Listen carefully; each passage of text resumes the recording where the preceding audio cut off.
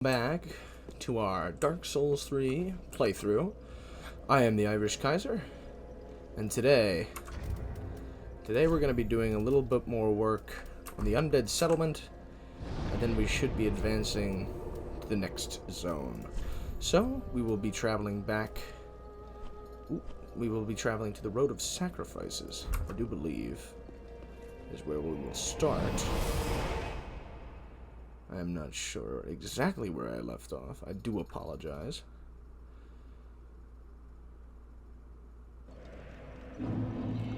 And yes, alright. Well, minor mishap. But we will be going back to the dilapidated bridge bonfire. Now that we have spoken with the large giant who was hurling minivan-sized arrows at us from atop the tower. Now that we are no longer terrified of his presence, we will be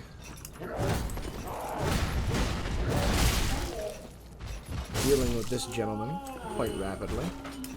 Two fully charged heavies. And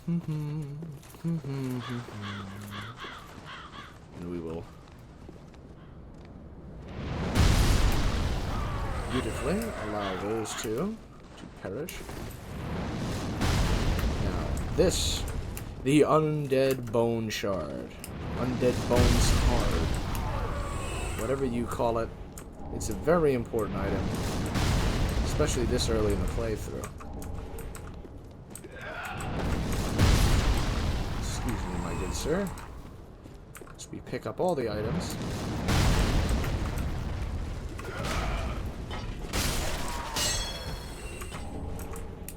Gather another pair of worker gloves. And this time, as we are not in any kind of a rush, we will grab this, the Great Scythe, a dexterity weapon.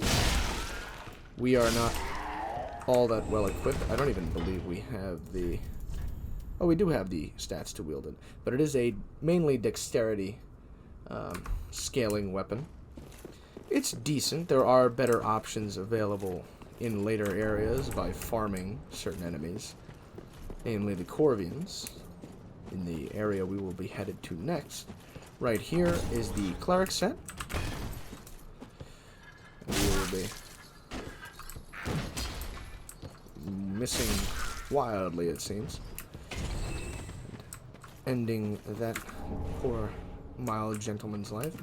And those are the Mortician's ashes. These ashes can be presented to the old trading lady in Firelink Shrine, and she will exhibit new wares to you. She will present to you new items for sale for you, giving her those. As we get ourselves a sharp gem. There is a very early game way, excuse my inability to speak, to get a refined gem, which will equalize the scaling on both dexterity and strength. But seeing as we are going relatively soon to be acquiring a boss weapon, we don't need to talk to you. My apologies, my dear. I didn't mean to make you stand up for nothing. A pleasure to make thine acquaintance. I am but a humble handmaid of the shrine. Weapons, armor, trinkets, and spells. I've lots of little things to ease the burden of a weary traveler. And yes, I'm undead too, but not so charitable as to give my goods away. Ashen One, fetch souls and bring them to me. As is thy wont? No? Now we will be Gracious, giving her this passing ash. fine ash thou'st given. Let this ash bestow nourishment. I only hope these new wares content thee. Ashen One. And for the item we are seeking, we will need a couple hundred more souls. Nothing too crazy. Ah. And we will be purchasing the Grave Key. This is a very, very worthwhile item, especially this early in the game. as it gives you access to some more upgrade materials and an enchanted shield, which is quite important this early on. I wouldn't say it's the most important thing you can get this early, but the ability to enchant items with that enchantment is more of a late game thing, or more of a mid game thing, and since we are still very much so in the early game, we will be sticking to being as efficient as possible. This is a statue of Velka, the goddess of sin. If you upset an NPC, you kill one of the traders, they will raise their prices. You can pray to this statue and give it a number of sins to be forgiven, and if you are cursed, you can come here to dissolve that curse, which is quite fortunate, as being cursed is not an enjoyable experience. Here is the red-hilted halberd, another weapon we can use with our stat requirements, another quality weapon, but it does not in any way compare to our claymore. So we will continue onwards. We can kill these skeletons.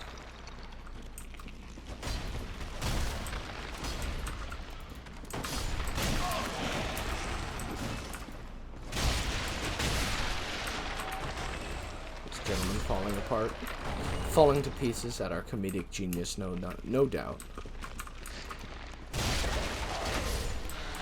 We will do away with him as well.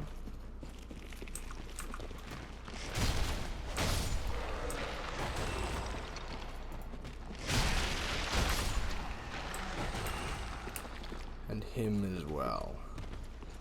Now, oh, I did forget to burn our undead bone shard. I do have to chase this crystal lizard. As we do a jumping attack. To avoid this lad's somewhat stylish entrance. And do away with him.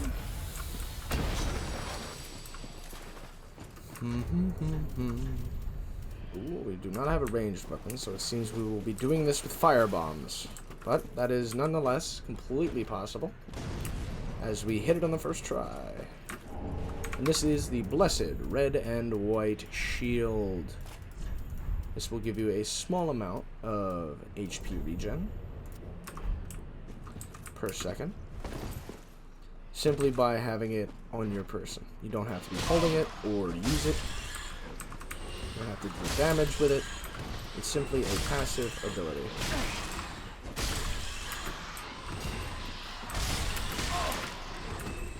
These rats are quite annoying, but they don't deal enough damage to really be much of a threat. Just be aware that I think around 9 come out in total, including the one that is already present. And you will also get the Saint's Talisman, which we just picked up, which is a good faith casting, early game faith casting item. And we will talk to this very distraught looking maiden. Who is there? Someone there? Anyone? Oh, please, whoever you are, touch me. The dark surrounds me, nibbles at my flesh. Little creatures, they never stop biting. So please, hold out your hand and touch me. And we will grant her our kind contact. Ah, yes, there you are. So close, indeed. Then I am not entirely alone just yet. Praise the merciful gods above. Oh, forgive me. I am Irina of Karim. I came to this land so that I might be a firekeeper. Your touch has freed me from the darkness. You are a champion, then. I am weak and unfit to tend the flames. But if it would not trouble you, Might I enter into your service instead? Oh, thank you, sweet champion. I shall take my vows. I, Irina of Karim, solemnly swear to serve you. And so we have acquired the Fellowship of Irina of Karim. Very good. Now we may talk to Aegon. You've gone and rescued her, have you? How very quaint. Pitying creatures that are beyond help. Yeah. Very well. I'm sick of looking after her at any rate. I am Aegon, a knight of Karim. I am allied to you for as long as you assure the girl's safety, and only for that long. What's the matter?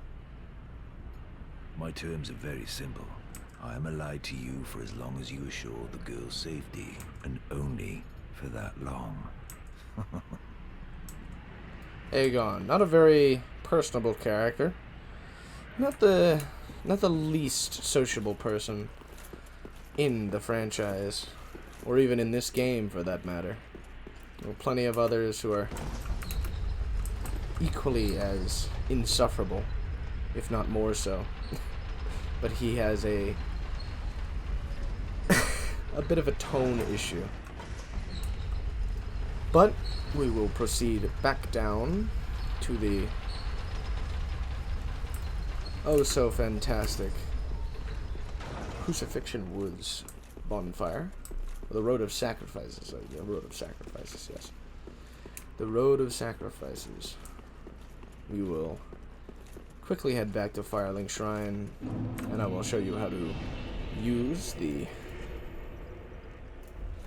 Undead Bone Shard to fortify your Estus. Now, this is going to be very quick, so pay close attention.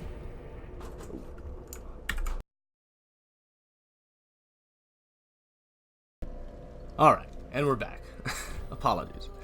So, all you have to do to use the Undead Bone Shard is just go to the Firelink Shrine bonfire and click this. And then just hit yes, and you will see that +1 appear right above your Estus. And that will indicate that you have leveled up your Estus Flask, for lack of a better term, and it will now heal more health per usage, or more FP if you are using Ashen Estus Flasks. This area is quite easily navigated, so long as you are paying attention. We get a Shriving Stone, which can be used to remove infusions from weapons. It is a single-use item, as is to be expected. We'll quickly deal with them. Over here is a soul item. And if you sprint past these two, and immediately begin attacking this gentleman right here with the large wings, they will not aggro, and you will be able to avoid combat with them. And while it isn't entirely too difficult, it is more of a pain than anything else, as they do have very unpredictable attack patterns. This is an NPC with whom we will do battle for a short period before she inevitably bows before our interminable might. But no, that was Maneater Mildred, an NPC who has been found in other Souls titles, notably the first Souls game. She is an NPC invader. And we acquire the Butcher's Knife from her, which is an axe-type strength scaling weapon, which is decent, deals slash damage. Its weapon art, Sharpen, allows you to heal from the damage you deal, as well as increasing the damage the weapon does deal.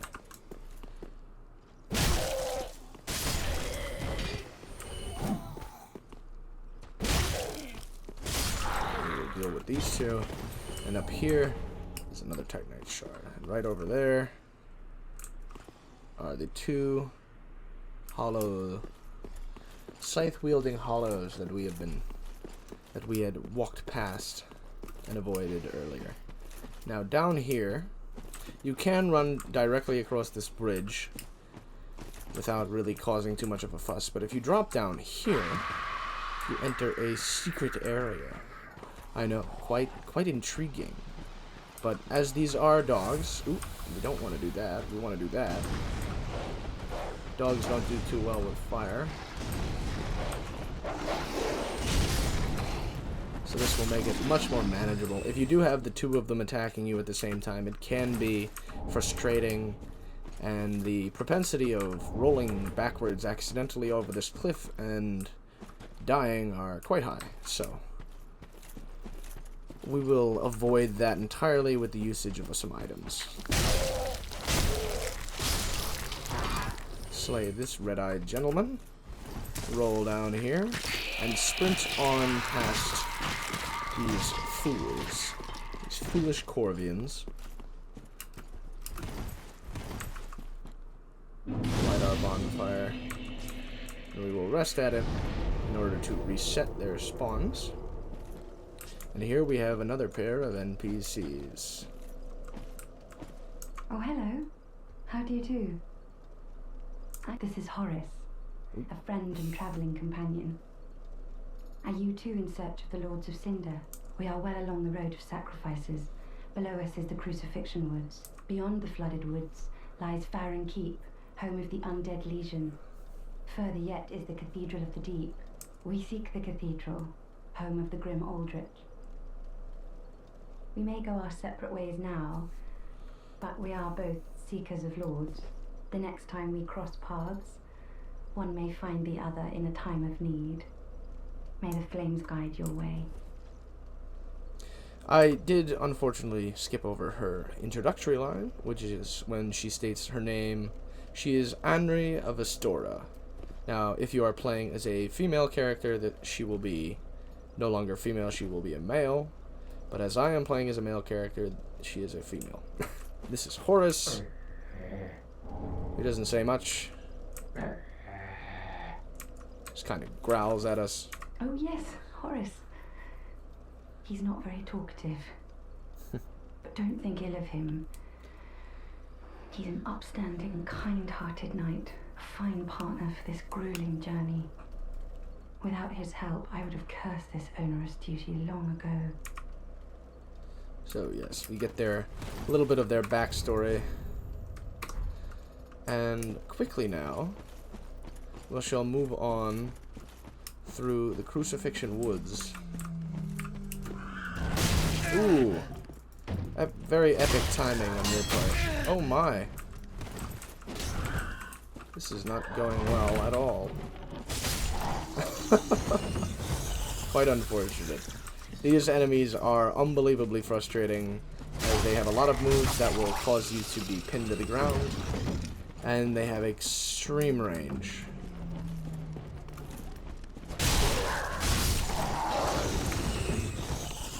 But luckily enough, they don't have too much health, and they aren't all that fast.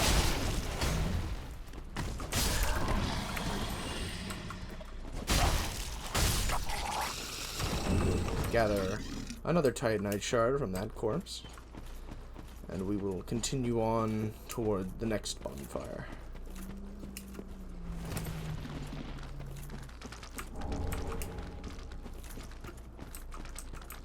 These little buggers, they can nip at you, but more annoying than their small bites will be that. Their poison gas attack, the poison spores, I suppose you could call them, which will poison you if you stand within the confines of that area for too long. We will run on directly past all of these.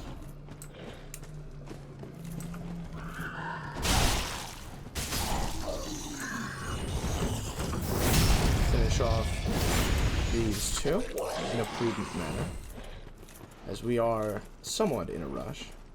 We do have a few things to accomplish today, which are not by any means simple or time efficient. But we will, for now. I don't believe there's anything we really don't need here. As we are running a quality build, you will see that we are entirely capable of wielding just about every weapon we come across.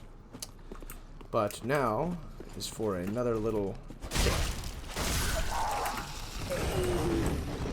You can dodge that sprinting charge attack quite simply. Not difficult in the slightest. But if you run all the way down over here,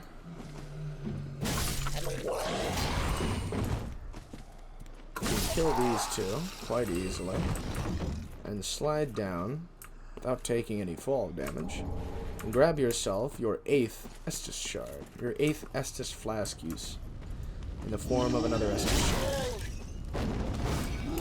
Oh my.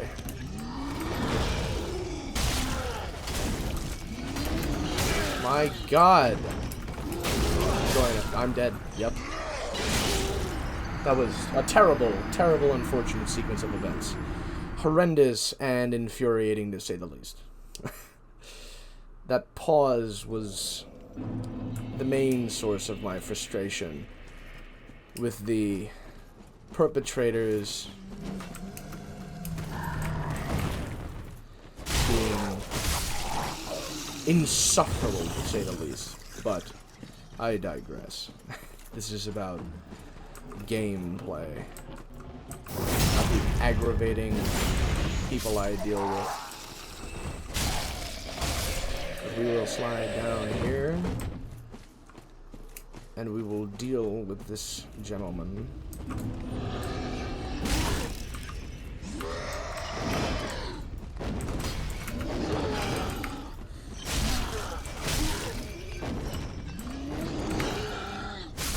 Quite simply, I am much more used to having a higher damage weapon. Oh my. Interesting. And by interesting, I mean idiotic. Absolutely idiotic. But we will continue on to fight yet another of those beasts. Now this area is usually assumed to be a trap for new players, so I'm going to give you the easy runaround of that trap.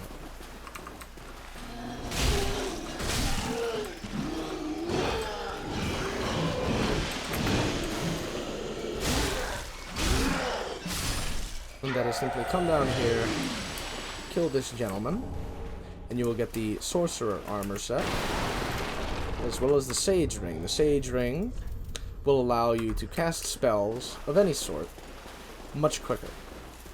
Or not much quicker, but significantly quicker. Quicker so that it's quite noticeable. It makes any kind of cast heavy build much more manageable and less painful to run.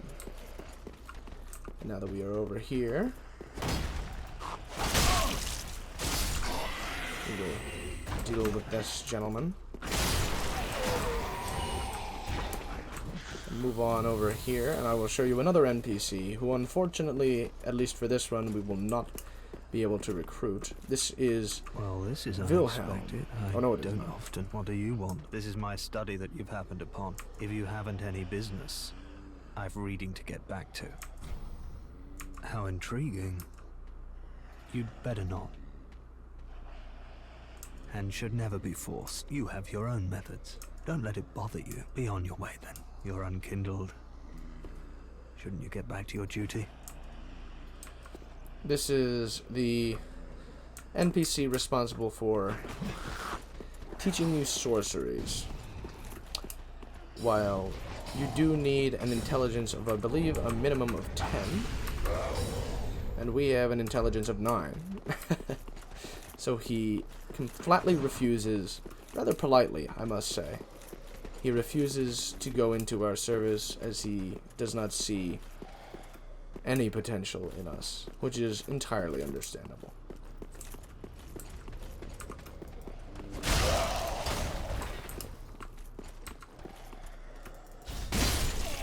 Remember, any hollow holding a lantern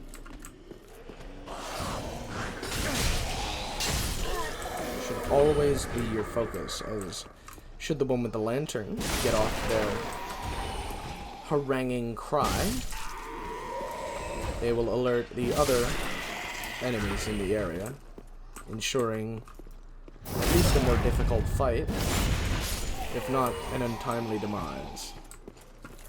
So now that we have all that we've really come for, we will return to Firelink Shrine yet again, just quickly, and we will spend some of our souls with the Fired Keeper.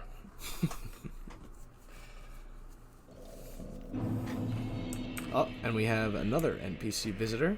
This is quite a busy time in the game for others. You're an unkindled, aren't you? I am Cirrus, of the Sunless Realms, former servant of the divinity. Duties we each bear, but one's duty is a solitary affair. I doubt we've much to gain from fraternization. Blessing of the moon upon your journey. We will come back to her. Welcome home, Ashen. Speak thine heart's desire. Very well, We will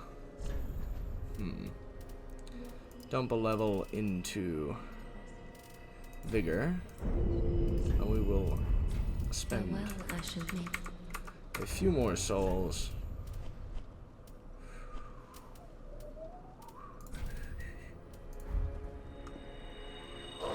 yes, perfect, Well, very little. to gain another level in Vigor, as we have slightly been neglecting it. And now we will reinforce our Estus Flask first and foremost before we get back to it. There is quite a bit of transferring around, unfortunately, in these early game areas. If you know what you're looking for, you can find things quite quickly with little difficulty. But I digress. Now we will travel back to the Crucifixion Woods, and we will finish off that area with, of course, the obligatory boss fight. There are items over there which we may deal with at the end of this episode, but for now I would like to focus on completing the main pathway of the area and the progression to one of the two other areas that link off of this kind of transient section. So we finish that gentleman off quite quickly. Make this left. You will see a hollow who is most definitely waiting for you. You can backstab this fellow for massive damage and run back around. We're attempting not to aggro the sorcerer who's sitting in the back. We will deal with him separately. We'll go.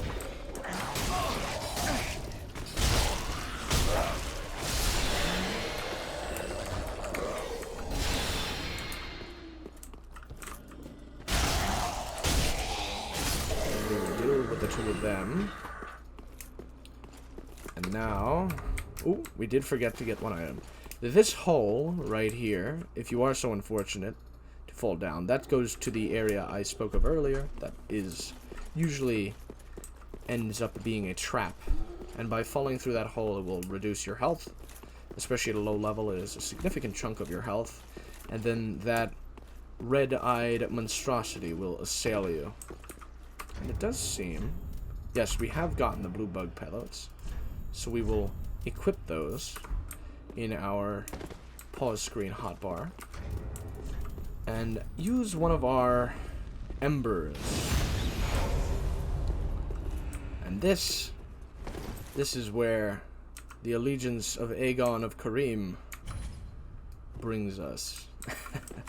You can summon Aegon to make this fight significantly easier, as well as equipping armor with high magic resistance to decrease the amount by which we have sorcerer trousers, which is 6.0 and 6.9. But yes, by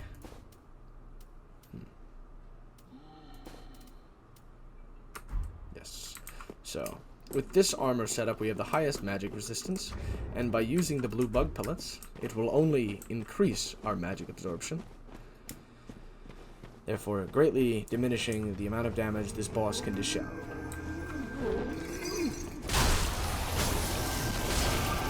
There are ways to cheese this boss, but I have never had the need to do it, as this strategy is both legitimate in not taking away from the boss's fun,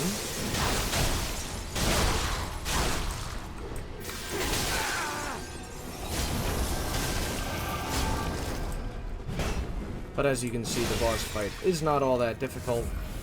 It's simply the first stage, at least. But after this, the Crystal Sage, which is the name of this boss, will summon clones, which makes the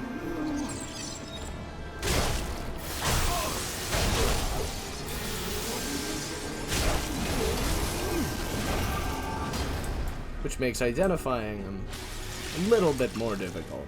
But you can simply kill the sage's clones or illusory replicas in a single hit. And if you see anyone firing purple magic, you can easily identify them as the sage. And we acquire the soul of the Crystal Sage. And unfortunately, we did put on our covetous Silver Serpent Ring a smidgen too late, but that is of no concern. We will re-equip our actual armor and light the bonfire.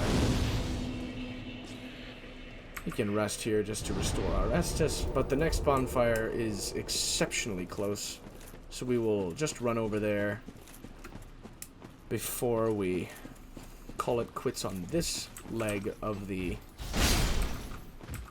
swamp, or the Crucifixion Woods, or whatever you would call it.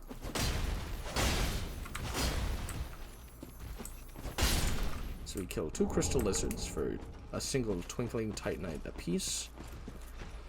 We will drop down here and grab ourselves the Herald set.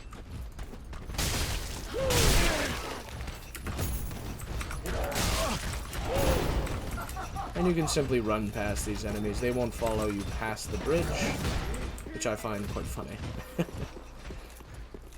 And we will arrive here at this next bonfire. This is the Cathedral of the Deep, the next area. But for now, we'll just make another short trip back to Firelink Shrine to level ourselves once again with those boss souls.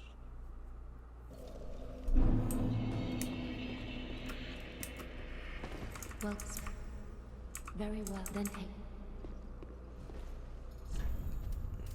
And I do believe we will give ourselves another point in vigor, I believe would be good, as our health is still quite low. Farewell, Ashen One. May the... While Embered, we have nearly 950 health, or 940 rather. But we do have one more bit of work to do at the halfway fortress. Excuse me, ladies and gentlemen. I do apologize.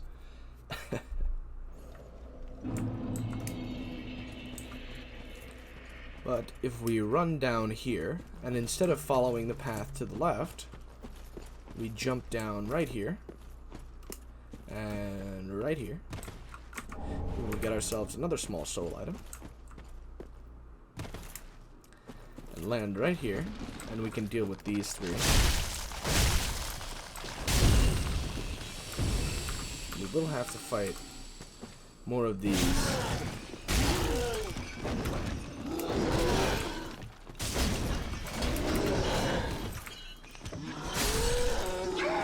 They go down easy enough.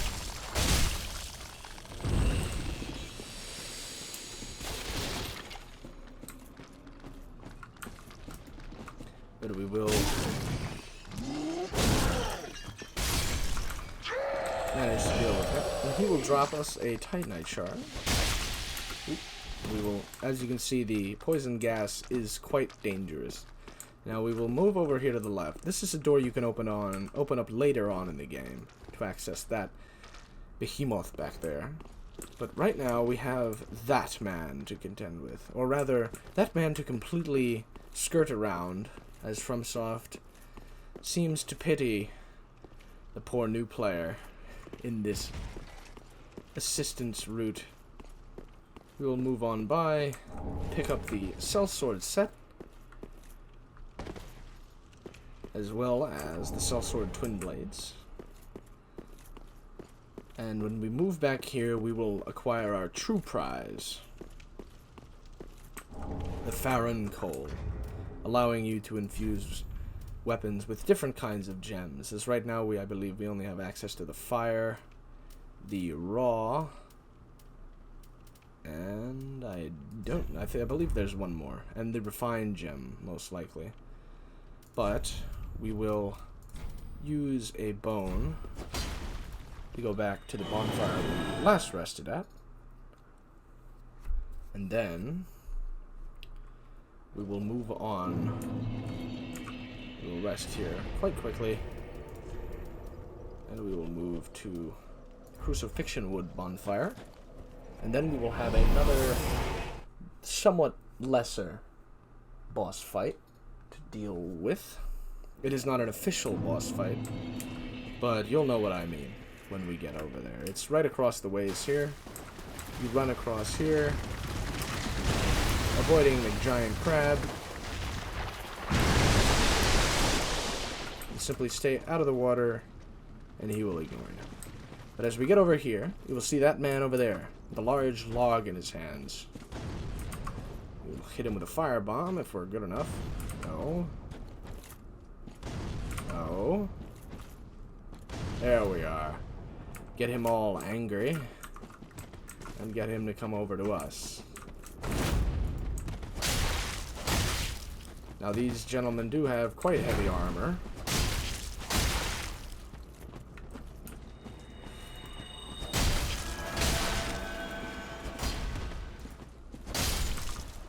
So they don't go down easy, but if you do manage to kite them properly, you will only have to face them one at a time.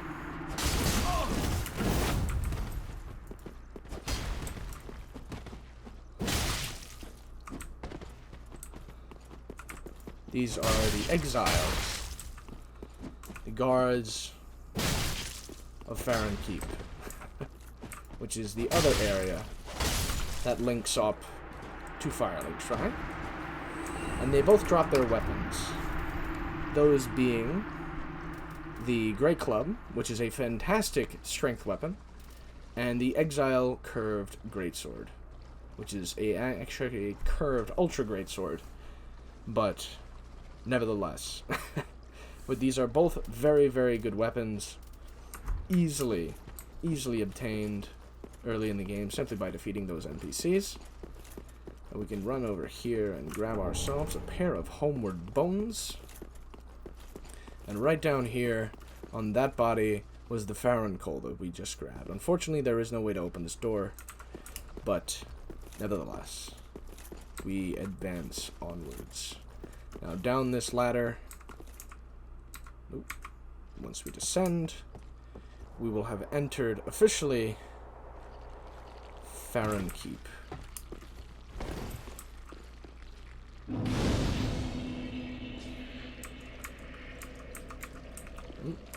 Can we not like this? Are we being invaded? Ah, we are being invaded.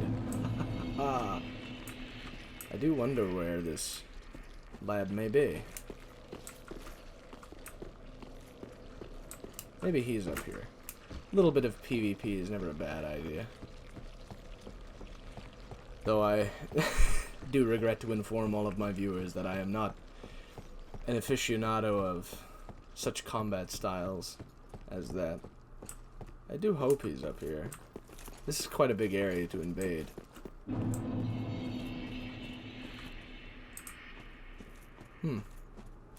It's a mad dark spirit, it said, so he should be colored purple. Though I am